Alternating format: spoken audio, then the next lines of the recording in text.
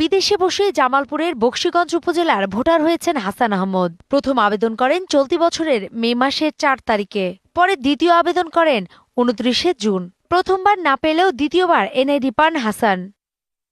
হাসানের আবেদন ঘেঁটে দেখা যায় ২বার ব্যবহার করা হয়েছে একই ছবি, যদিও স্বাক্ষর ২ রকমের। হাসানের মতো অন্তত ৪২ জন বিদেশে বসেই জালিয়াতির মাধ্যমে হয়েছেন বকশীগঞ্জের ভোটার। তাদের মধ্যে অনেকেরই স্থায়ী ঠিকানা আবার ভিন্ন জেলায়। এছাড়া ২১ জন আবেদন করেছেন ৯টি ফোন নাম্বার ব্যবহার করে, যদিও সেগুলো ব্যবহারকারী তারা কেউ নন। এ নিয়ে জানতে চাইলে বকশীগঞ্জের সহকারী উপজেলা নির্বাচন কর্মকর্তা জানান, জালিয়াতির ঘটনা ঘটলেও তিনি এ বিষয়ে জানতেন না।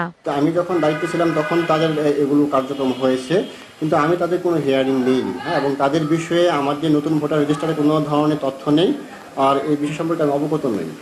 বিষয়টি তদন্তাধীন আছে না।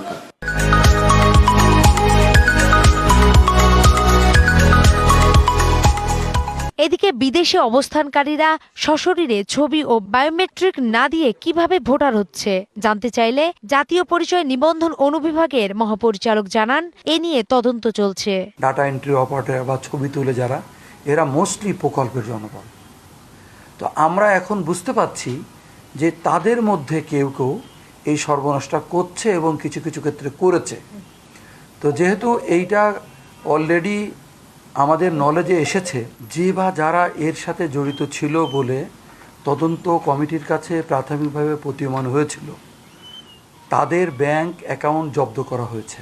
নূপুর মাহমুদ, ডিবিসি নিউজ, ঢাকা।